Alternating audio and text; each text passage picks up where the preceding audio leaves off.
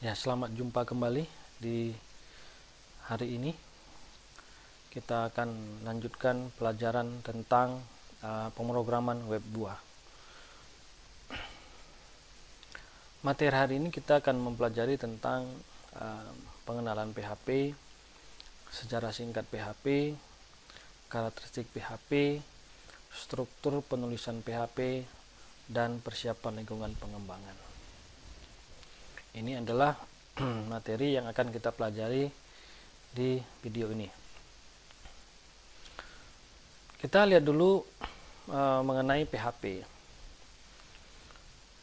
Secara definisi, PHP itu merupakan scripting server side yang digunakan untuk mengembangkan website dinamis atau aplikasi web. Jadi, PHP awalnya merupakan disebut sebagai bahasa pemrograman, karena secara umum PHP itu dibuat menggunakan bahasa C, sehingga strukturnya pun nanti akan mirip dengan kaidah-kaidah dalam bahasa C itu sendiri.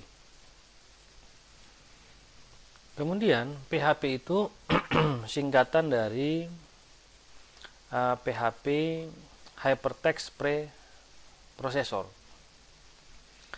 Tapi sebelumnya dia disebut dengan personal homepage. Ya, kenapa disebut demikian? Karena awalnya memang sejarahnya mengenai itu dibuat oleh penciptanya atau pembuatnya itu untuk kebutuhan dia pribadi. Oleh karena itu PHP itu awalnya disingkat adalah personal homepage. Namun karena perkembangan teknologi, perkembangan zaman dan lain sebagainya, hasil penelitian dan pengembangan, ya, sehingga kepanjangan PHP tersebut menjadi berubah. Dan sekarang PHP itu dipanjangkan menjadi PHP Hypertext Preprocessor. Nah, PHP-nya sendiri ini menjadi sebuah singkatan juga, yaitu personal homepage mungkin oleh si pembuatnya. Ya. Nah, script ada kata scripting, ada kata script. Ini sedikit ada kesalahan tulis, silakan diperbaiki ya. Ini scripting ya, bukan scripting ya. Nah, script merupakan kumpulan instruksi pemrograman yang diterjemahkan dan dibaca pada saat runtime. Maksudnya runtime itu pada saat dijalankan. Jadi dia berupa script, dan script itu adalah merupakan kumpulan-kumpulan instruksi program.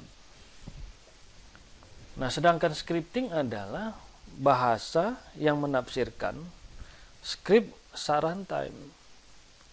Jadi ada istilah script, ada istilah scripting. Ya. Jadi scripting itu adalah prosesnya, proses penafsiran, proses penerjemahan saat ya dijalankan. Jadi kalau kita misalnya buka website, maka coding PHP itu dia akan dipanggil pada saat kita browsing. Nah, sehingga codingnya itu atau scriptnya itu dia diterjemahkan atau ditafsirkan oleh server dan juga nanti dikirim ke klien. Nah, kliennya siapa? Ya kita sebagai penggunanya melalui aplikasi yang kita gunakan, bisa pakai web browser seperti Google atau Google Chrome, atau mungkin menggunakan Mozilla Firefox, atau mungkin menggunakan Opera dan lain sebagainya. Itu dari sisi klien. Dari sisi server nanti itu coding PHP-nya yang akan dia terjemahkan ke server. Gitu. Berbeda dengan JavaScript ya. Jadi walaupun ada kata script di sana, tetapi JavaScript itu tidak bekerja pada server, tapi dia bekerja pada sisi klien. Itu makanya ketika kita belajar di web 1, itu kita kan mempelajari ada 3 di situ ya kan. HTML, CSS dan JavaScript itu semuanya adalah bekerja atau dijalankan di sisi klien. bukan dari sisi server. Ya, sehingga JavaScript dengan PHP itu berbeda. Walaupun PHP tersebut juga dengan script ya. Tetapi dalam hal ini JavaScript itu bekerja di klien. PHP merupakan bahasa script yang dapat disematkan atau ditanamkan ke dalam kode HTML. Jadi nanti PHP ini akan disandingkan atau di dalam coding HTML tersebut. Atau dapat digunakan dalam kombinasi dengan berbagai sistem template web. Ya, bisa juga digunakan. Jadi kalau kita pakai template, kita menggunakan misalnya framework, kita bisa menggunakan CMS misalnya, dan lain sebagainya, itu coding PHP dapat kita gunakan, itu artinya. Kemudian sistem manajemen konten web yang disebut dengan CMS tadi, dan kerangka kerja web atau disebut dengan framework. Nah itu pada umumnya semua yang berkaitan dengan web itu umumnya menggunakan PHP. Lalu mengapa kita menggunakan PHP? Apa alasannya kita menggunakan PHP? Yang pertama itu relatif mudah untuk dipelajari bagi pemula. Jadi seperti kita belajar hari ini kan masih pemula. Masih kita belajar dasar. Maka perlu kita mempelajari PHP. Karena lebih mudah kita menggunakannya. Dan perintah-perintahnya pun tidak begitu rumit untuk dipelajari dan digunakan. Kemudian yang kedua, prerequisite. Requisite maksudnya apa? Bahwa bisa dia digunakan di dalam HTML dan CSS. Jadi kita sudah terbiasa dengan coding HTML dan CSS sehingga kita lebih mudah menggunakan PHP dan ditanamkan di dalam HTML tersebut. Nah, yang ketiga adalah gratis dan open source. Artinya, PHP ini dapat kita gunakan secara bebas. Dan dia open source, artinya codingnya itu terbuka, bisa dilihat orang lain. Ya, bisa kita modifikasi, bisa kita kembangkan. Ya. Itu kelebihan PHP. Kemudian, dukungan komunitas PHP itu banyak. Bisa kamu searching nanti di Google ya, bisa kita cari di sana. Banyak sekali komunitas-komunitas PHP. Di sini bisa kamu mencarinya dan mempelajarinya. Yang kelima adalah dokumentasinya lengkap. Artinya apa? Kita mempelajari PHP itu banyak sumbernya.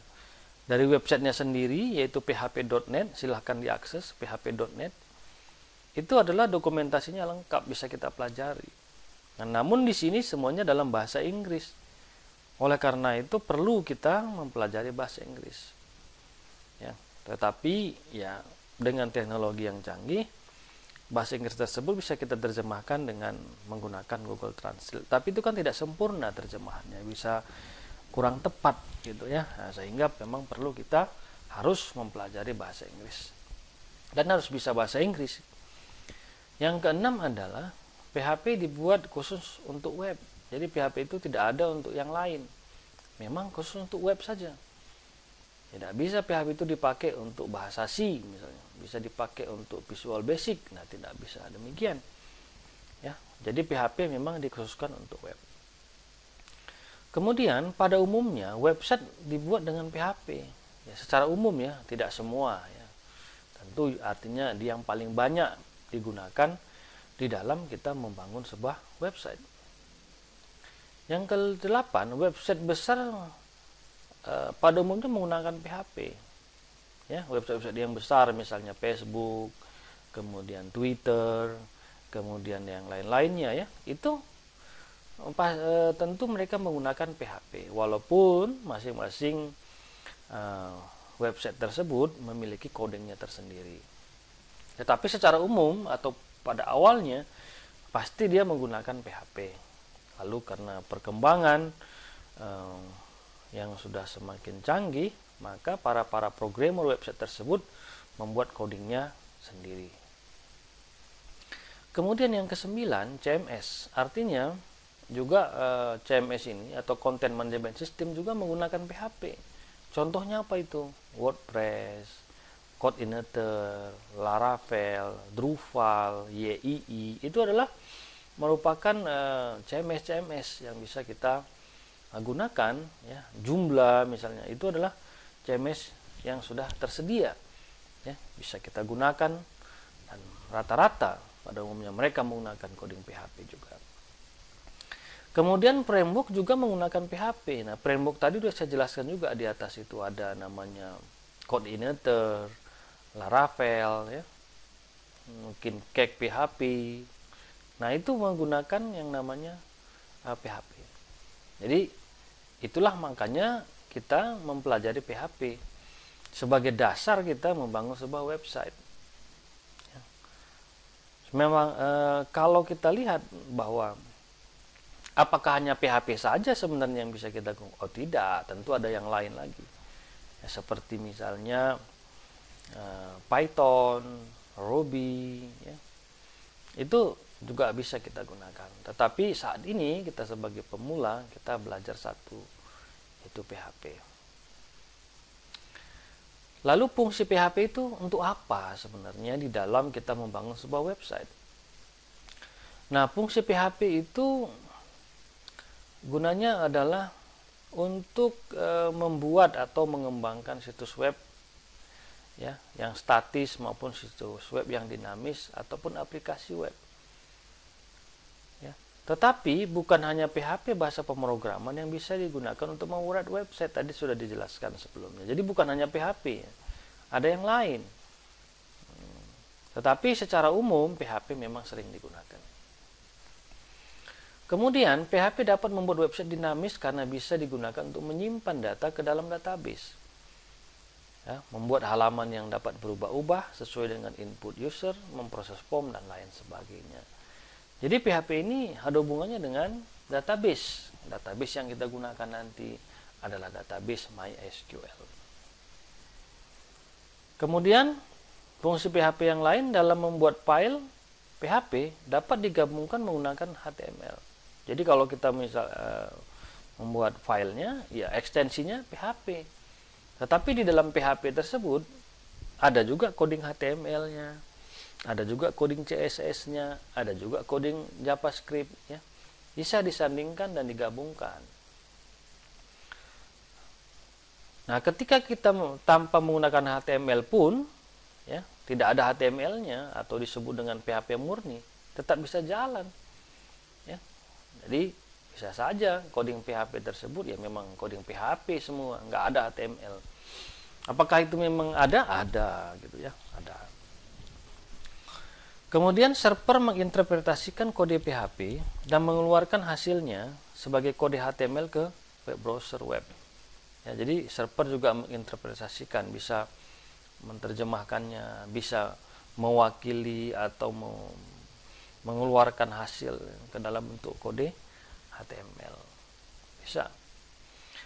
Agar server mengidentifikasi kode PHP dari kode HTML, maka harus selalu menggunakan atau menyertakan kode PHP dalam tag PHP. Jadi nanti ada tag PHP-nya yang bisa digunakan untuk itu.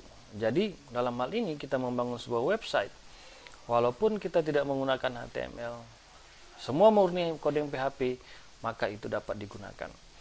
Demikian sebaliknya, kalaupun kita menggunakan kode PHP, maka kita tetap menggunakan tag PHP. Walaupun tidak ada HTML, ya, tetap dapat dijalankan. Jadi dalam hal ini, kode PHP itu atau coding PHP tersebut, ya, harus menyertakan tagnya atau ada strukturnya nanti di dalam kita membangun sebuah website. Nah, ini adalah ilustrasi bagaimana sebenarnya website itu ketika diproses di dalam server, ya. Jadi disebut dengan server side scripting, ya. Jadi di sini artinya bahwa kalau kita lihat gambar ilustrasi ini, maka kita dari sisi web browser, ya, web browser itu kita menggunakan katakan tadi Google Chrome, kita bisa menggunakan yang namanya Mozilla dan lain-lainnya. Itu dari sisi web browser.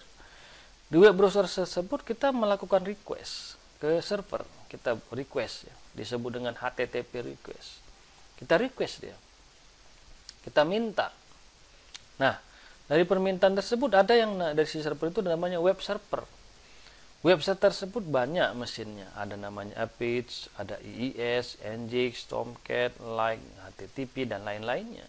Tetapi dari semua yang ada di sini paling terkenal adalah Apache. Nah, Apache inilah yang sebagai mesin web servernya. Di dalam Apache tersebut kita bisa menjalankan atau memproses script, yaitu bisa PHP, bisa ASP, bisa Ruby dan Python. Ini adalah scripting yang ada di dalam web server. Sementara di dalam dari sisi klien itu menggunakan HTML. Nah, HTML, CSS, JavaScript tersebut itu diterjemahkan atau dijalankan dari sisi kliennya. Tapi dari sisi server ini adalah PHP. Jadi yang kita pelajari di sini PHP-nya. Walaupun banyak yang lainnya. Kemudian dari sisi lain yaitu database. Nah, database ini kenapa garisnya putus-putus? Karena itu garis koordinasi. Ya, artinya dia tidak langsung. Kalau ini adalah langsung garisnya, solid garisnya, tidak putus-putus. Kalau database tidak langsung. Ya, sehingga garisnya putus-putus. Antara PHP dengan membaca database itu ada coding tertentu. Ya, makanya garisnya putus-putus. Kalau ini langsung ya, langsung ada di dalam coding tersebut. Kalau database itu dia tersendiri. Sehingga inilah ilustrasinya bagaimana kita request data, mulai dari tadi kliennya, lalu permintaan ke web servernya, mesinnya, lalu di dalam web server tersebut ada perintah PHP dan PHP akan memanggil yang namanya database, diminta dan dikirimkan kembali ke klien. Nah, begini prosesnya yang terus berputar seperti itu.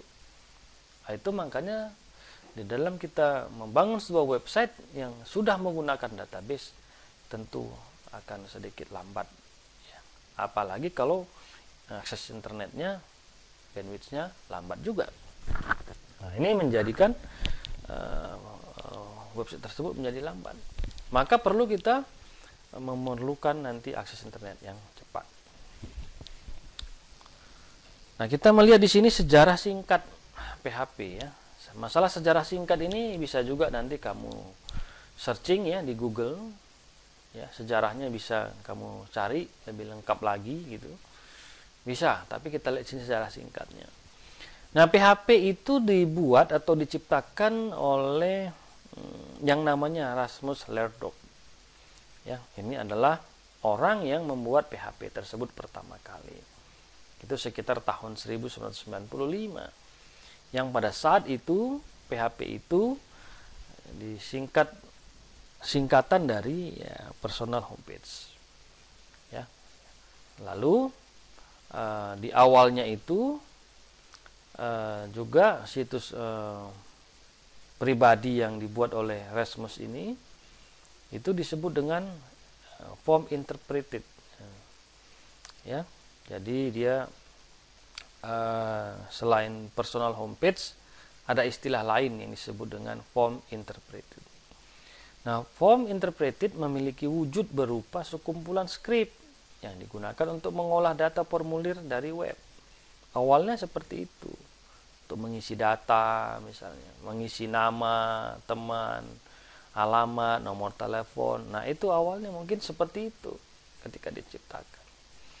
Pada tahap selanjutnya, Rasmus merilis kode sumber tersebut untuk umum dan menamakannya adalah PHP FI. Ya, jadi ini awalnya seperti ini. Nah, langkah ini membuat kode sumber tersebut menjadi sumber terbuka atau open source, sehingga menyebabkan banyak programmer tertarik untuk ikut mengembangkan PHP. Jadi, si Rasmus ini membagilah kepada masyarakat, membagi para programmer untuk dapat mengembangkan coding tersebut. ya, sehingga banyak orang yang mempelajarinya. Kemudian dengan perkembangan selanjutnya, ya, ketika ada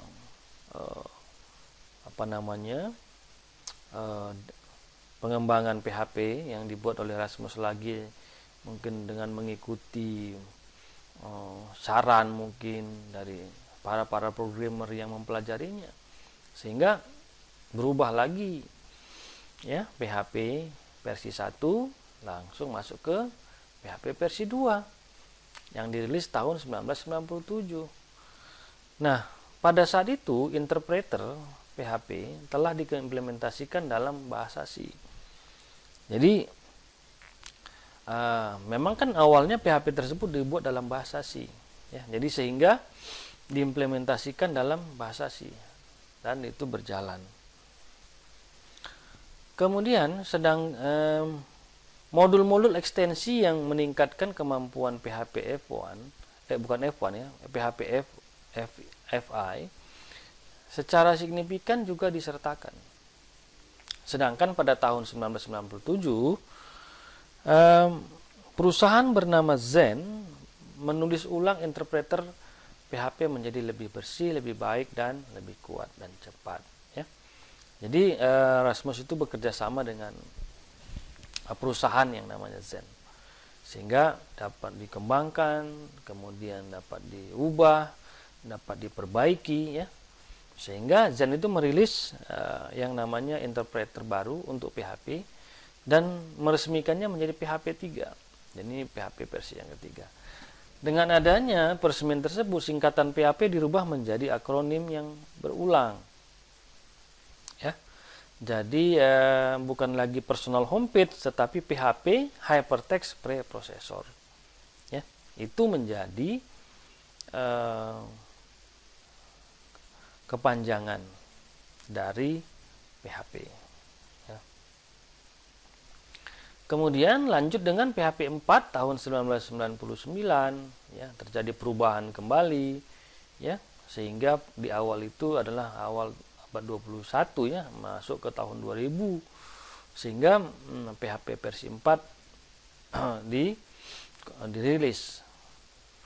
Dan PHP 4 itu banyak yang menggunakannya, ya, banyak yang menggunakan, sehingga dari tahun 1999 dan pada akhir Juni 2024 Zen juga merilis PHP 5. Nah, dengan adanya PHP 5 ini terjadi perubahan-perubahan yang sangat besar, memiliki kemampuan lebih besar lagi, sehingga membuat sebuah pemrograman yang berorientasi objek, ya, dan mampu memberikan ataupun menjawab yang berbagai perkembangan bahasa pemrograman yang lebih baik karena sudah menggunakan OOP atau Object Oriented Programming. Kemudian seiring tahun kembali bahwa terjadi lagi pengembangan PHP dari PHP 5 ke PHP 6. Namun PHP 6 ini berjalan atau dirilis hanya waktu yang singkat, atau boleh dikatakan ini, ya, diabaikan gitu, ya, karena tidak dikembangkan dengan serius gitu, ya. Tapi PHP 5 terus yang dikembangkan, sehingga PHP 6 ini tidak berlangsung lama, ya, digunakan, dan pengembangannya pun juga tidak begitu seserius PHP 5 gitu, ya. Sehingga tahun 2014 dirilislah PHP 7. Nah, 2014 inilah PHP 7 dirilis, ya, sehingga PHP 6 itu diabaikan, ya, karena tidak diteruskan pengembangannya. Hanya PHP 5 ke 7, jadi sehingga PHP 6 itu jarang dibahas ataupun digunakan, ya. Jadi 5 langsung lompat ke 7 gitu, ya. Nah, sekarang yang kita pelajari inilah menjadi PHP 7. Ya, kita akan mempelajari PHP 7, ya. Kemudian perkembangan zaman terusnya dan seterusnya sampai hari ini PHP 7 masih masih digunakan. Walaupun yang PHP terakhir itu versi 8 ya. Di sini tidak saya masukkan ya PHP 8, sehingga silakan dicari informasi mengenai PHP 8 ya. Tetapi kita akan mempelajari PHP 7 ya. Sementara ini sebagai kita belajar pemula. PHP 5 tidak lagi kita gunakan. Nah, karakteristik PHP, karakteristiknya itu yang pertama adalah PHP tersebut memiliki ekstensi file .php. Jadi filenya kalau disimpan ekstensinya PHP, walaupun di dalamnya adalah coding HTML, coding CSS, ya, coding JavaScript, tetap ekstensinya adalah PHP gitu ya. Karena kalau tidak ekstensinya PHP, nanti mesin tidak akan bisa membacanya. Dianggapnya saja itu adalah file yang lain. Kemudian dia PHP itu juga diawali dengan tulisan tag ya. Tag. Istilah tag itu delimiter ya, atau pembatas. Nah, diawali dengan tanda lebih kecil, tanda seru, lalu ditulis dengan PHP. Lalu diakhiri dengan tanda tanya. Nah, ini tadi tanda tanya lebih besar ya. Ini tadi tanda lebih kecil, tanda tanya, lalu tulisan PHP, dan diakhiri dengan tanda tanya, tanda lebih besar. Kemudian bisa digunakan bersama dengan HTML. Jadi walaupun nanti ekstensinya tadi PHP, tetap coding HTML dapat dia baca dan bisa dijalankan.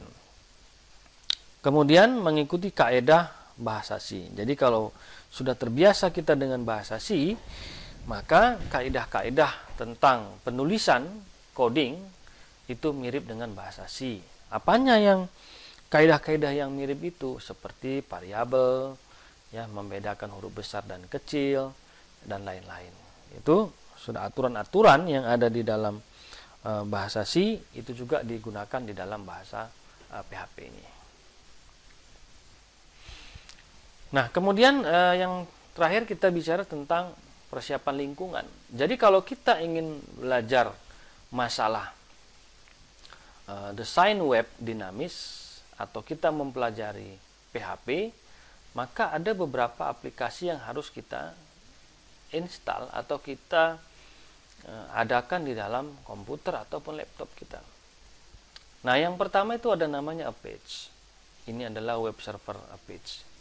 Ya, tadi dijelaskan sebelumnya juga ada masalah web server yang ada ya, bukan hanya Apache, bisa ada Nginx ya, ada Tomcat, ada IIS. Nah, itu banyak ya. Tetapi secara umum kita mempelajari Apache. Kemudian ada PHP itu sendiri ya, bisa diinstalkan juga di PHP.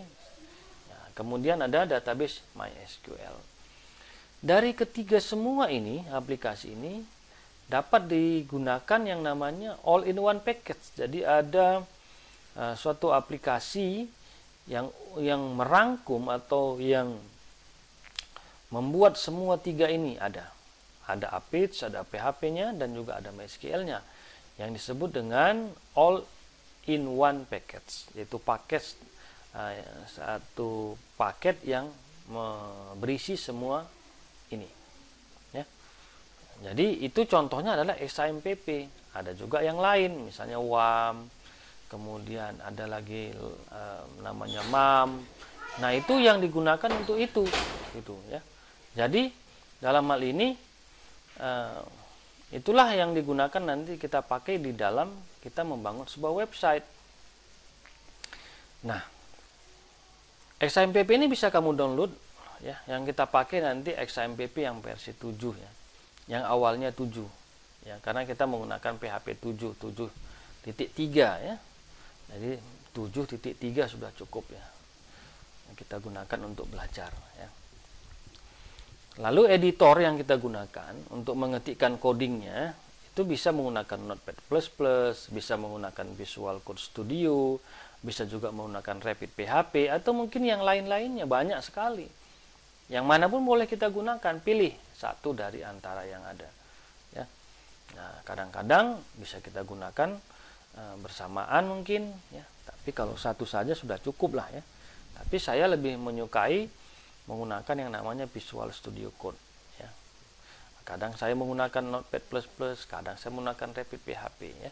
Boleh, yang manapun boleh ya. Tergantung kalian sendiri yang memilihnya. Silahkan diinstal, di-download, dan ini gratis ya, kecuali Rapid PHP.